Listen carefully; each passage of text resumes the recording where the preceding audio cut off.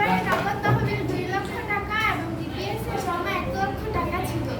উক্ত বছরে তার পরিবারের অন্যান্য লেনদেন খাদ্য সামগ্রী ক্রয় 30,000 টাকা, বাড়ি ভাড়া প্রদান 80,400 টাকা, দৈনন্দিন বাজার খরচ 24,000 টাকা, আসবাবপত্র ক্রয় 15,000 টাকা। মোদি খরচ এত টাকা, গ্রহণা কয় এত টাকা, ডিপোজিট পেনশন স্কিমে জমা এত টাকা, পোশাক কয় এত টাকা। কোন নম্বরে বলছে? উদ্দীপকের জনাব আহসান হাবিবের পারিবারিক তহবিলের পরিমাণ।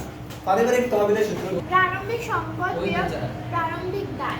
প্রারম্ভিক সম্পদ বিয়োগ প্রারম্ভিক দায়। পারিবারিক সম্পদ কি কি আছে? নগদ তহবিল 2 লক্ষ টাকা, ডিপিএস এর জমা 1 লক্ষ টাকা। আর কিছু আছে?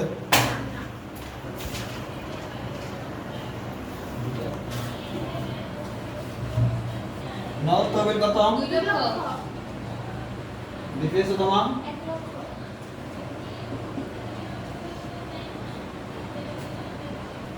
কোন দায় আছে? না, দায় না থাকলে মোট 3 লক্ষ। কোন নম্বর শেষ? স্যার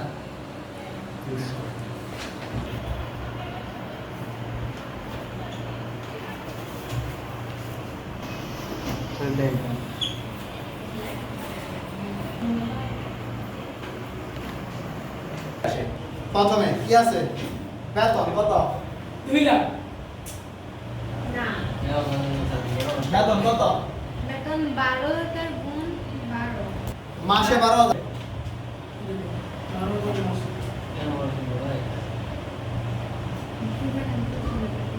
ঠিক আছে? আর কোন প্রকার আয় আছে তার? বলছে পার্ট টাইম লেকচারার হিসেবে সম্মানী রাজমারা।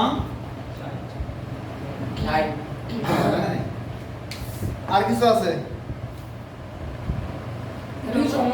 বলছে নগদ তহবিল এটা। আর কোন প্রাপ্তি আছে? না, নাই। খাদ্য সামগ্রী ক্রয় 30,000। কত? 30,000। আর কিছু আছে? বাড়ি ভাড়া প্রদান বাড়ি ভাড়া প্রদান। বাড়ি ভাড়া প্রদান কত? 80,400। আর কিছু আছে? দৈনন্দিন বাজার খরচ। বাজার বাজার খরচ কত? স্যার বাজার খরচ 24,000। হ্যাঁ হ্যাঁ। আসবাবপত্র ক্রয় আর কোন প্রশ্ন কয় কত? 15,000। আর আছে কিছু? প্রিয় মণিহারি কত? 2,500। আর কিছু আছে? গহনা ক্রয় ও 60,000। ডিপিএস জমা 24,000। আছে তো পোশাক ক্রয় পোশাক কয় কত? কত আছে পোশাক? 11,000। কত যোগ করলে? যোগ কর।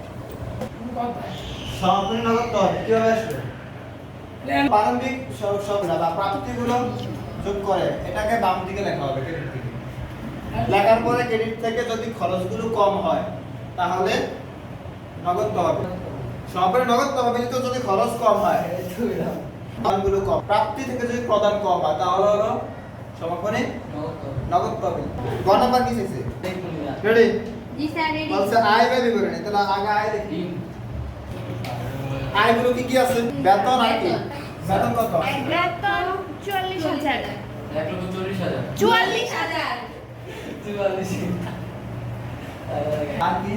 সম্মানী। ঠিক আছে? কত হয়? স্যার 2,04,000 ব্যয় আছে নাকি কিছু? আছে। কি ব্যয় আছে? আচ্ছা, নগদ তহবিল। নগদ তহবিল তোরা কেন আসলো না? স্যার সম্পদ। হ্যাঁ? সম্পদ। আমরা কি সম্পদ কিছু করি? না। করা দেবো? না। ভালো কথা। আর কি আসে না? ডিপিএস তো জমা আসে না এখান থেকে। স্যার ওইটাও তো সম্পদ।